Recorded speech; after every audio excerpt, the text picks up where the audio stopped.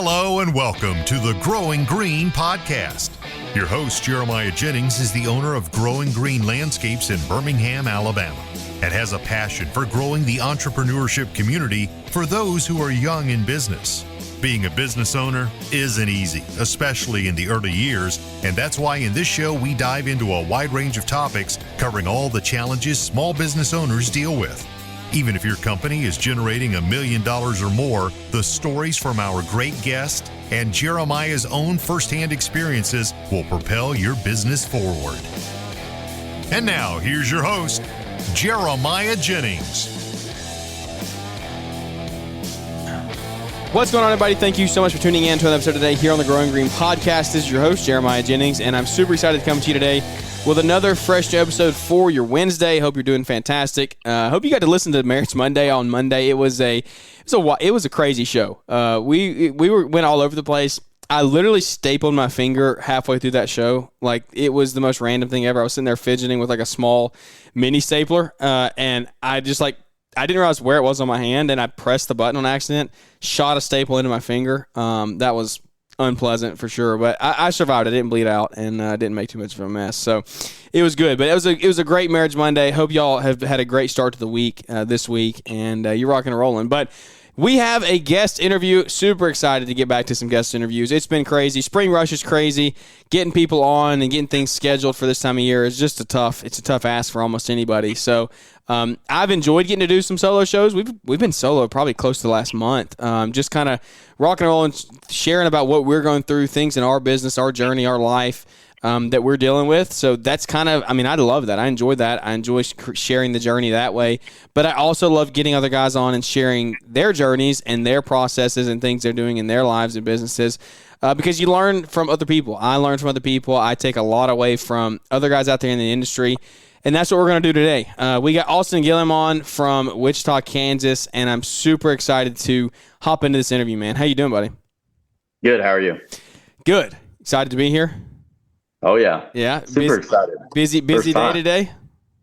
Yeah. Knocked out nine this morning. So had a doctor's appointment, got 9 done, and I'm back at home. It's like 3 o'clock. So. Not bad at all. Not bad at all. Yeah, not too bad.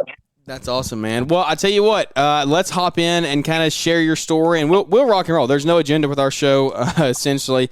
We'll just get into it. I want to hear some of your story, some of your process, and what your life has looked like the last couple of years, getting into the business, getting into the industry, and share your journey and kind of how you've gotten to where you are today in your company. Okay. So I started in the green industry probably, 15 years ago. I was working for my dad. He runs a commercial company up in Kansas City, originally from there, and just kind of helped out with him running errands, eventually hopped on a trimmer, eventually got on the mowers and things like that. And worked for him during the summertime, making extra money and things like that, kind of learning the ins and outs, getting the operations stuff down. And then decided that I was going to take another route. Ended up finding a passion in the fire service. Went to school for that kind of stuff, moved out to a town right about halfway between Kansas City and Wichita. Worked there for a while, met my wife there. She's from Wichita, so we ended up relocating down here to start a family. We've got an 18-month-old little girl. Super happy about that. She is the best thing ever. Call her my little monster. Came down here. After she came in, I decided that I needed to get off the couch and make some extra income. So at the fire department, we work 24-hour shifts and we get 48 hours off. So that allows us a little bit of extra time to kind of make some passive income, have second jobs, start a business, things like that. So I decided I was going to hop into something that I kind of already knew. And it's been good. This is my second year in business. I got 42 clients. I think I lost one yesterday, but picked another one up. So 42, and we do biweekly and weekly service, trying to stay within the 10 mile range. But other than that, it's been quite the ride trying to kick this thing off in the past couple of years. Yeah. So remind me exactly, you may have said it in here, but how long has it been since you started going on your own? So I started last last April, actually. So this was my second full year in on it. But like I said, I mean, I kind of knew what I was getting into. So I just started and went and looked at, bought a mower and thought, hey, if I can get 2 or 3 yards a month, that'll pay the mower off. Yeah. And then kind of went from there and ended last year with 25. And then, like I said, I started this year almost doubling what I had at the end of the year last year. So, second full year going now, and it's just picking up right where it left off. That's awesome, dude. This is a super time relevant show. I'm really glad to be able to do this because you're at a stage where a lot of guys are. A lot of guys are in the early, like the year 1, 2, 3 range, and it's like you're really focused on at this point bringing in clients, like growing your customer base. And that is a huge part of, like, that is the lifeline of your company right now. And you want to get to the point where it's employees, it's procedures, it's operations, it's that kind of stuff. But like that doesn't come until you have a clientele base at the end of the day. And so I want to walk through and dive into some of that a little more. First off, congrats on the baby girl. We have a son that's 18 months old as well. And so I would love to see the comparison, boy versus girl. Is your daughter pretty chill? Is she just kind of like pretty mellow? Yeah, she's a decent mixture of me and my wife. So probably more my wife than me, which can be hard to handle. But that's funny.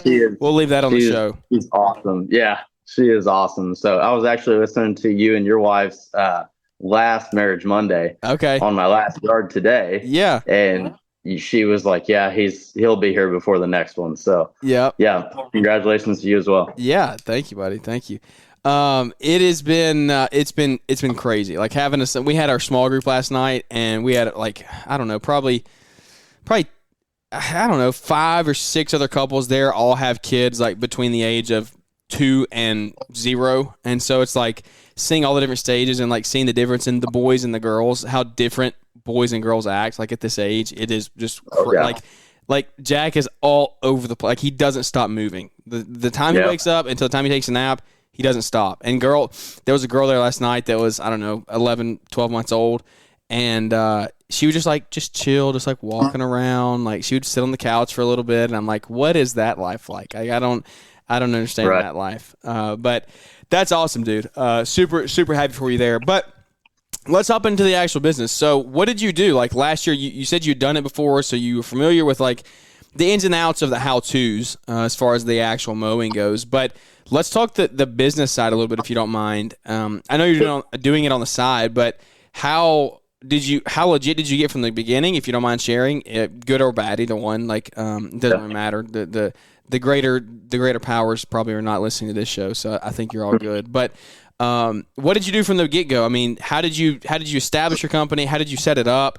Did you do LLC from the beginning? Did you just do a sole prop? And then how did you get customers, man? That is the number one, like, how do we get customers? How do we grow? And it sounds like you started from literally ground zero.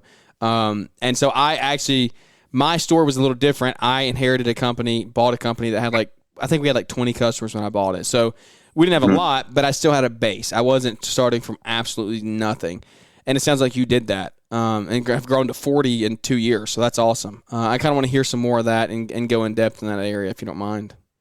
Yeah. So I started at 100% zero. I really, I kind of knew what I was getting into, just having worked for my dad for so many years and seeing how he operated. But part of it also was we got a bigger house and I was tired of push mowing it. So I was like, I need a bigger mower. And I figured, well, if I can get, a couple yards to pay the mower off, great. And then if I can get more than that, it'll help with bringing money in and stuff. Daycare is not cheap. So my wife works full time as well, but we live in a nice house and have nice vehicles, and we like to live that kind of lifestyle and like to travel. So it was kind of imperative for me to start bringing in more. Firefighters don't make very much money. So, I started at zero. I made actually a little door hanger kind of flyer postcard thing on my wife's computer, printed a bunch of those off and walked around the neighborhood and didn't get a single lead. So that was pretty disappointing. And then I got on the Nextdoor app, and I think I picked up a couple of my very first customers were off that, actually. but and since then it really hasn't paid off too much. I get a few here and there from it. Right around the spring rush, everyone's asking for stuff, but there's like 100 comments before anybody even notices. So that, So and then like Facebook groups. Is Nextdoor essentially like Facebook groups for neighborhoods? Yeah, Nextdoor is where people go and they say, I need so and so to rake my leaves. Yeah. And blah blah I feel blah. like everybody here just does that on Facebook. Yeah, and they do. And when you get on Nextdoor, like it's not as active as Facebook. People get on Facebook all the time. Yeah. You can comment on somebody's Nextdoor post and they say, I need it done tomorrow. Well, then they don't respond for like 6 weeks. Oh yeah. So, so that kind of worked a little bit. It kind of got me up out of the, off my couch and got the mower moving a little bit. And then I got on some Facebook groups. I made a business page. Which, at this time I'm not insured. I'm not doing any of this. This is strictly, supplemental income. I have a full-time gig. So this is just help out. So, continue on a little bit as the months go on, things kind of happen organically. People will start getting your number.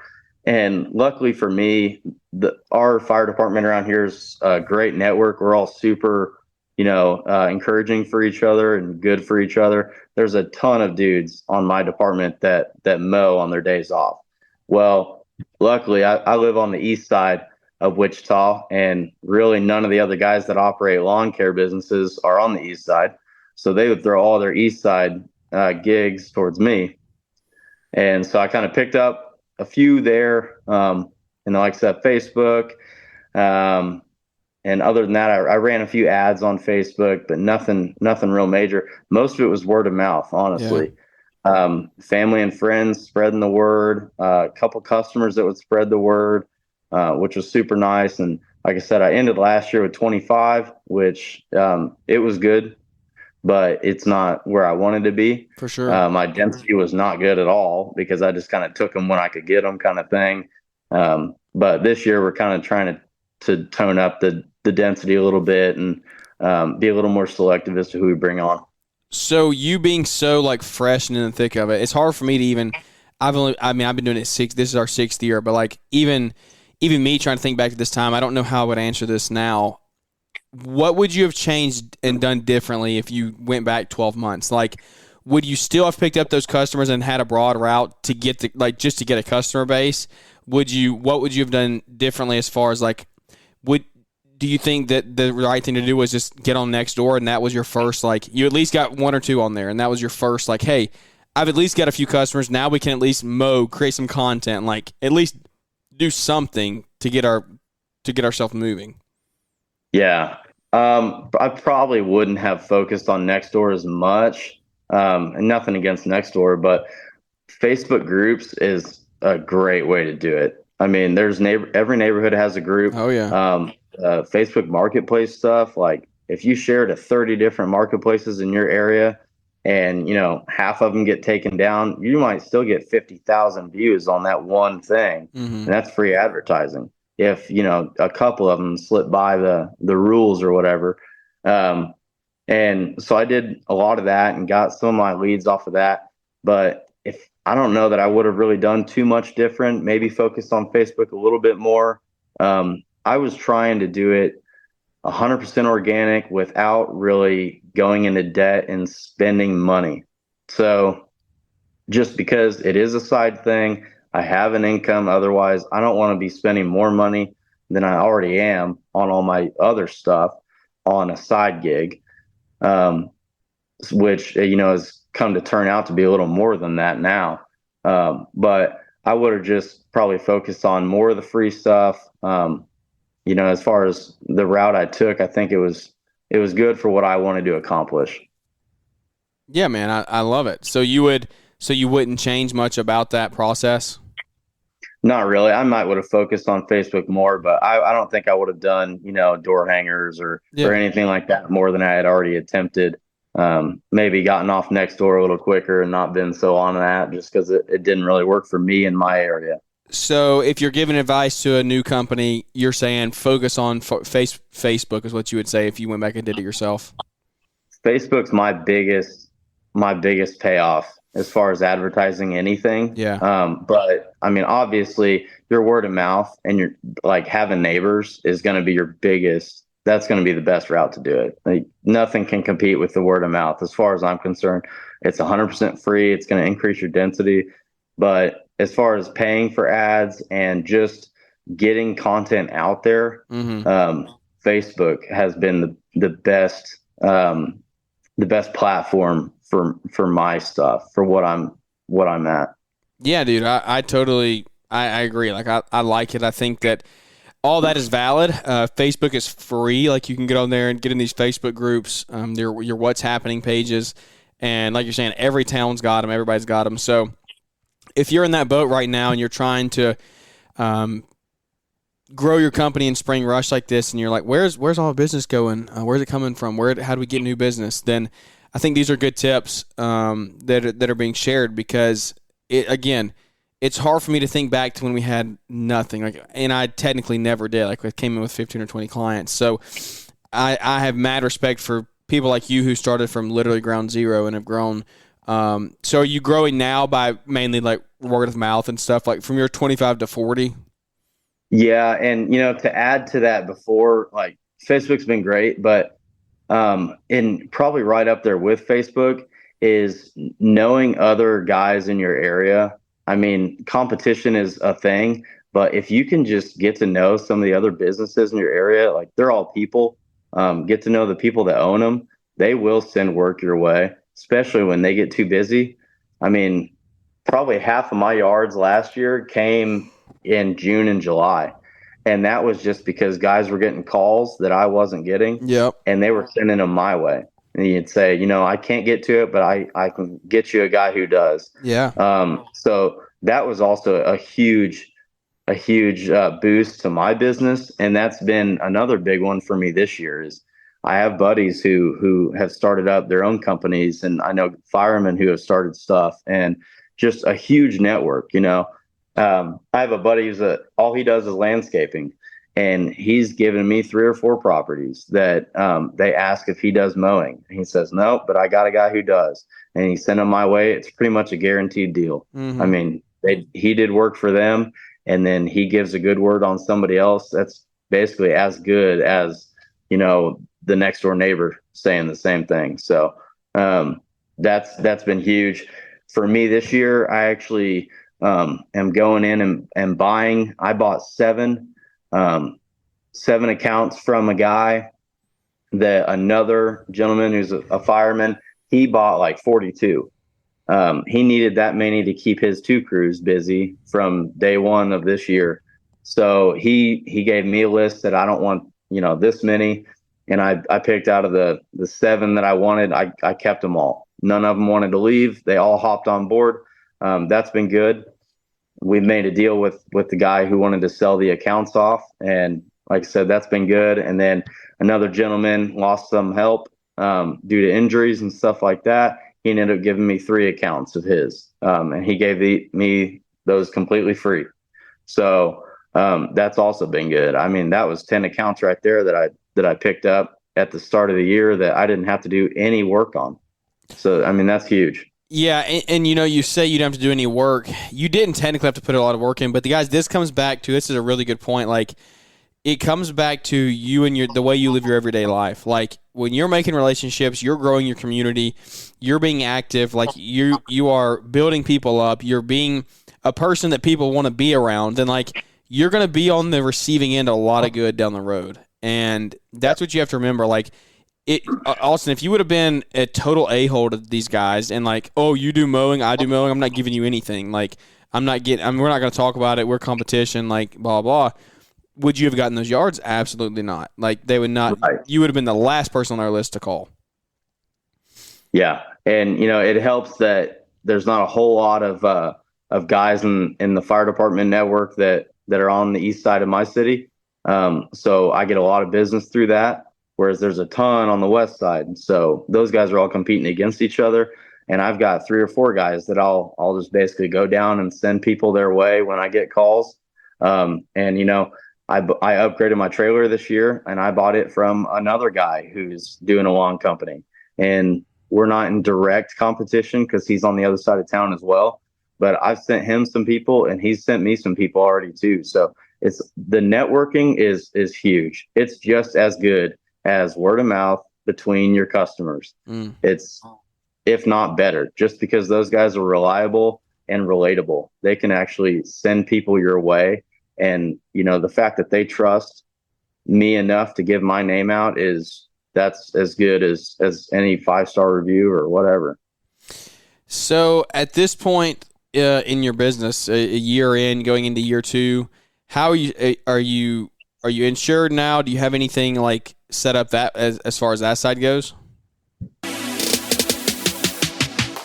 Hey guys, it's Jeremiah here, and I want to tell you about my friends over at Tri-Green Equipment. If you own a green industry business anywhere from Central Alabama all the way up through Middle Tennessee, you have to hear about Tri-Green. No matter where you're at in your green industry journey of entrepreneurship, you need the right support team providing creative solutions that work just as hard as you do. And I'll be honest, for me, that's the team at Tri-Green. They have helped me so many times in so many binds. When I've had a mower go down and we were in the middle of spring rush, or it's 100 degrees out in the middle of summer and we need to keep moving, we couldn't get behind, they have an awesome never stop program that allows you to get a loaner when your mower goes down if it's going to take them more than 24 hours to fix that thing. So I tell you what, Tri-Green is awesome. There's so much more that we can share about that we don't have time for at the moment, but I want you to go over to trigreen.com, check them out, look for a dealer near you. Like I said, anywhere from Central Alabama all the way up through Middle Tennessee, they're going to help you with small handheld equipment all the way up to skid steers, mini skid steers, and everything in between. So check out Tri-Green Equipment. Could not recommend them more. Let's hop back into the show.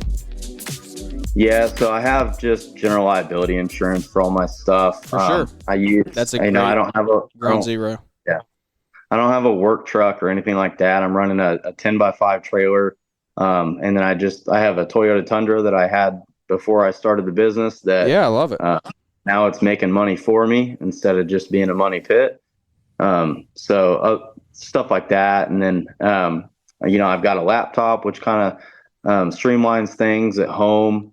I bought a couple software programs and things like that. Like we use QuickBooks, and I've got Paul Jameson's pricing index sheet and stuff like that. But not too much. I don't want to blow up too fast. Yeah. I was kind of wanting to finish this year about twice as big as I was last year, and I'm almost there now.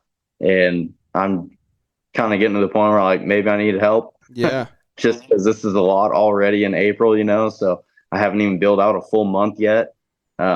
So yeah, it's just growing super quick for me. So that's awesome, dude. Are you running like a CRM, a yard book, or anything like that? No, I've actually been recommended to Yard Book. I was looking at Jobber, but they're pretty proud of their stuff. And like I said, I'm only mowing for 3 days a week, so that stuff is maybe a little out of my league yet. I mean, if I was you, I would definitely get on a Yard Book. I would definitely get on They have a free version and a paid version. It's like $30 a month though, so it's like in the paid version really it matters when you start processing. I forget what the dollar amount is. It pays for itself if you start processing like $10,000 a month or something like that, because you lose a percentage of your transaction fee goes away when you start paying. You like go from 3.9 to 2.9, I think, or something like that. So there's a dollar amount there that it makes sense to pay for it. But anyway, all that aside, I would definitely get you a CRM as soon as you can. And what are you doing? Are you just like invoicing? How are you getting paid right now? So right now I'm on QuickBooks Online. Okay. I'm doing. Everybody that wants to do it that way is doing it that way, which it's like 3%, I think. Yeah. And then I do Venmo, and then cash is always great. Yeah. And then a few folks send me paper checks. I've got a couple commercial accounts that only do paper checks. Yeah, commercial, that's typical. Yeah, things like that. But as far as my CRM right now, I think it's just me, myself, and I, as far as trying to keep in touch with clients and communicate and things like that, which it's starting to get pretty hectic out there. That's cool. I can't wait for you to listen back to this interview in a year and be like, man, look where I was a year ago. Because I think you're going to listen to some of this stuff and you're going to be like, man, look how much I've learned. And I love it. Not because you're in a bad spot at all, because you're like figuring it out as you go. And so like when you get 2 or 3 years in, you're going to be like, man, I would have done things. So like it's just how much you've grown, in those times. So Yeah, man, I would push for card on file as soon as you can mowing. That's the benefit to having Yard Book, is all that stuff is pretty seamless in there. It's much more simple than invoicing through QuickBooks too. So I was going to do that just because everybody preaches card on file, prepay, and all that stuff. I was going to do that with all my new clients this year. And then I did it the first month, and then just trying to keep track of 40 different people and like, who have I billed, who hasn't, and who's doing Venmo, who's doing cash, all that. I said, no, I'll work on that next year. And then right now I'll just trying to stick to my current method. I bill it the third week of the month, and then that way they get about 10 days to get me payment. If they don't have payment coming up, then hey, I'm not mowing. So which luckily I haven't had any trouble with that kind of stuff. But yeah, you're the second person to recommend Yard Book to me, so I'll have to definitely check that out. Yeah, it would be a huge tool, because that is how you keep up with that. Like, so when people ask, guys, if you don't know and you're hearing this, like, what is a CRM? It's a customer relationship management software, and it's like, this is what you are managing your customers. You're managing your invoices, your schedules, your everything you're doing for those jobs, those customers. Anything you send out, any invoice you send out, can be tracked in there. And so, like, it shows you, if is it pending, have you been paid, all that stuff. And so that is why you have to get something like that. Get your card on files in there, and then, like, you want to eliminate. And this is unasked for advice. I'm just preaching, so you can tell me to shut up if you want me to shut up. I'm just saying this. I'm saying this to the audience in general. Like, you want to eliminate as many of these, like, 5 or 6 different payment options as quickly as you can, because that adds so much stress to your plate, and it's just unnecessary. Like, Netflix does not give you 7 options to pay.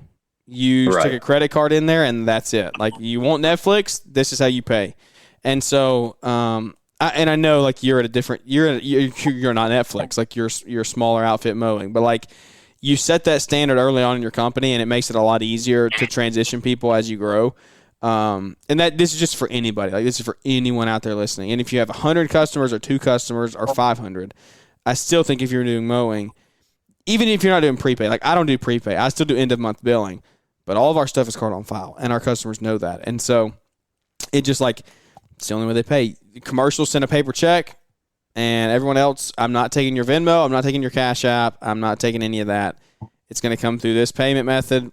Like it or not, this is it. Like, you do business with us, this is how you're going to do it. And so you rarely have any pushback. Like, it usually goes pretty smooth. So it'll make your life 10 times easier. Like, it is super stressful trying to manage all these different people, and it's so-and-so pay. Right now, I'm just gotta, every day I go out, I make a list of all the people I got to do, keep times and things like that. And then I have a highlighter, and I just highlight who has paid for so many mowings and who hasn't. Mm-hmm. And so that way I can kind of know, but hey, it's not perfect. And I know for a fact I've missed out on a couple different opportunities been in doing that, and just trying to keep track of everybody at the same time. But you're just not made to be perfect.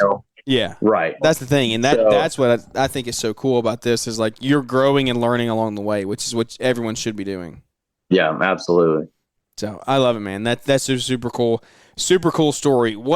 So what does the year look like? You wanted to double, you're doubling now. You pretty much almost doubled. I mean, are you thinking you want to hire some help? And also, are you push mowing, or you got a zero turn, or what are you doing all this with?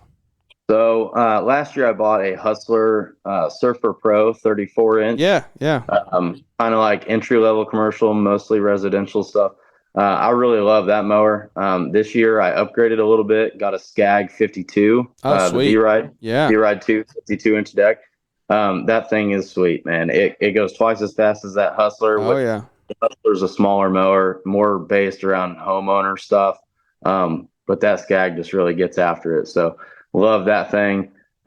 We use steel power equipment, and I have actually a Milwaukee battery blower that I love. Really? Don't have to worry about starting and stopping all the time.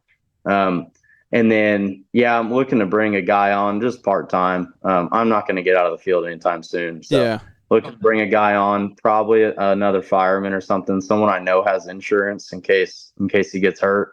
Something like that. Then it's not all on me. Yeah. But that's always a good thing. Those guys are reliable, dependable. I mean, they have a reputation just as well as I do when it comes to stuff like that. So they want to do good work.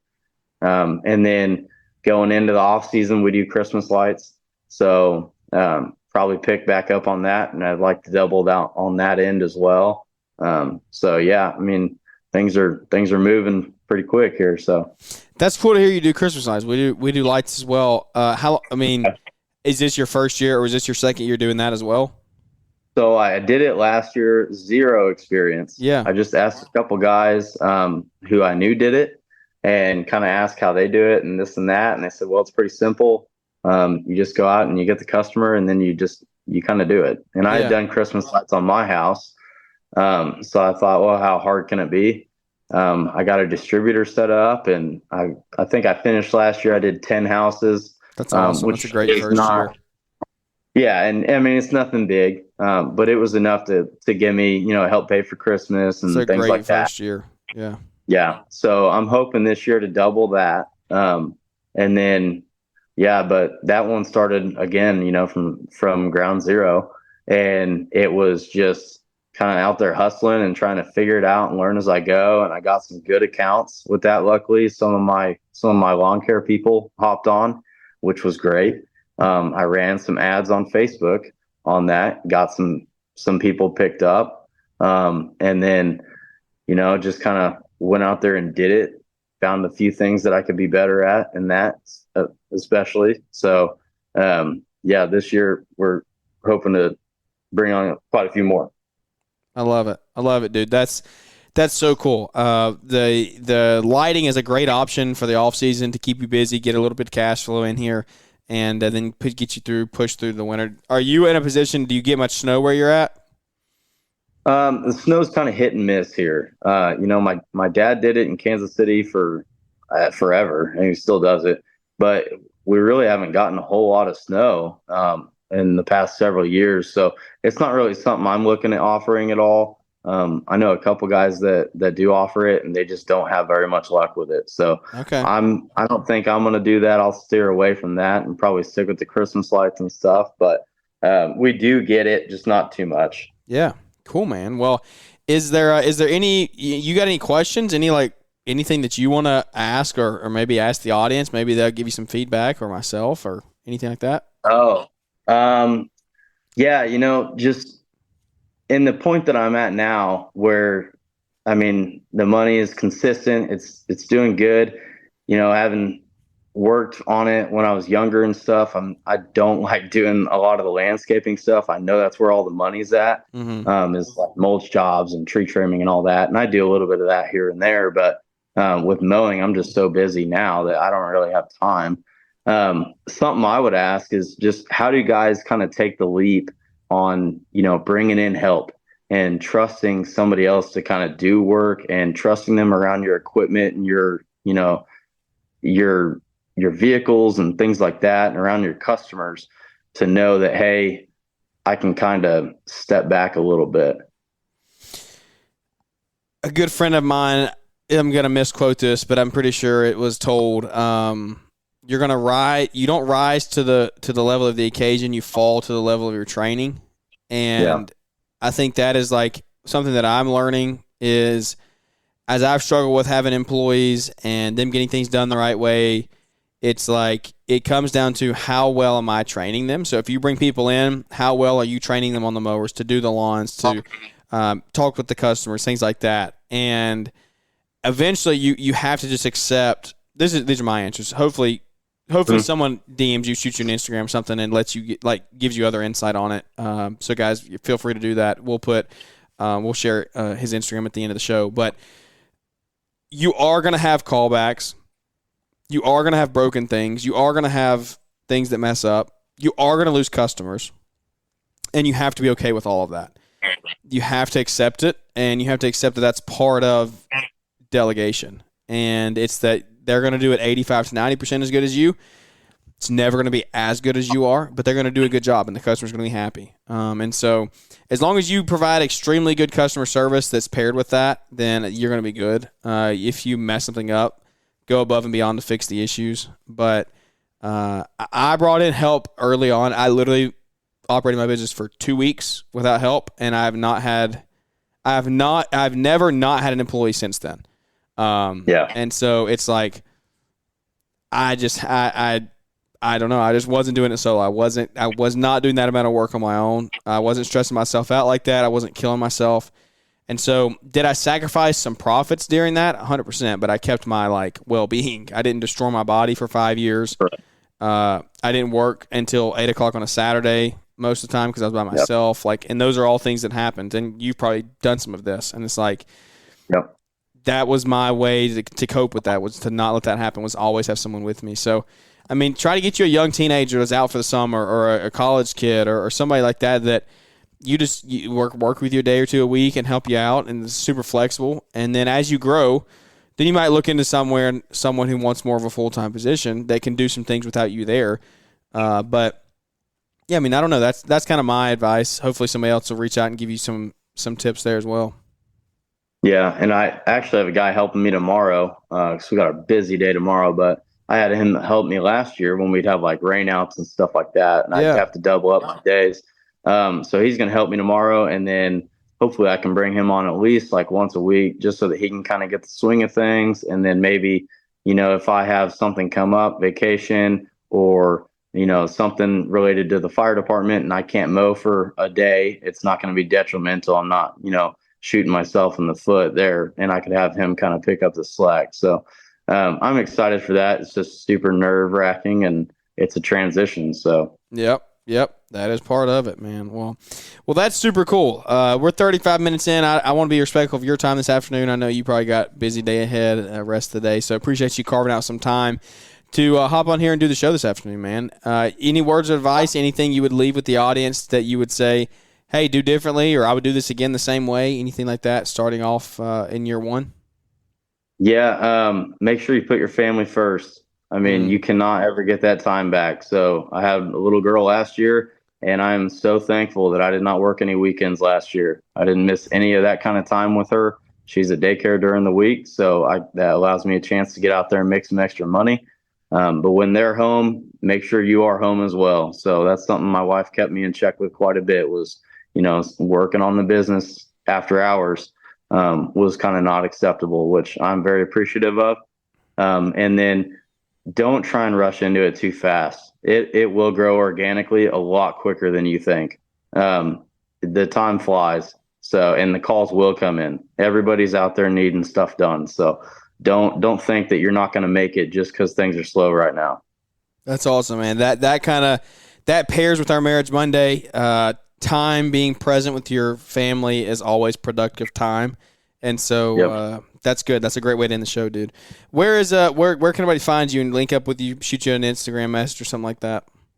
So I'm on Instagram and TikTok at aus.gil. They're just personal stuff, but I share a lot of the mowing stuff on there, some of the fire stuff on there, and then we're on Facebook. The business is at Augie Lawn and Light, AUGI Lawn and Light. And yep, that's pretty much it. I have a YouTube, but there's really not anything interesting on there. So. Yeah, I love it, man. That's super cool. Well, again, I appreciate your time coming on and spending some time with us this afternoon, carving out. Thanks for tuning in to the Growing Green podcast, and sharing some really great advice with the audience. And we hope you receive valuable advice. Guys, I hope y'all enjoyed this. Leave us a big 5-star rating review if you did. Go shoot Austin a message on Instagram. So you'll be notified when our next episode drops. Kind of just adding a guy on and getting yourself out of the field a little bit like that as well. So learning to teach them how to trust to run your equipment. And it's a very, very, very valid question that a lot of guys still struggle with. I still struggle with. Everyone still struggles with it probably. So that's cool, man. Well, thank you all for tuning in. It means the world that we get to do this 3 times a week. If you're heading to Equip Expo, you can use our code GG50 and save you 50% off there. At registration, it'll get you in for $12.50 to the show this year. So get ahead on that. Go ahead and get your spot, get registered, and we look forward to seeing everybody in Louisville, Kentucky. But thanks for tuning in. Again, means the world, and that's going to wrap this one up. So without any further ado, thanks, Austin, for your time today, and we will catch up with everybody here on the next one.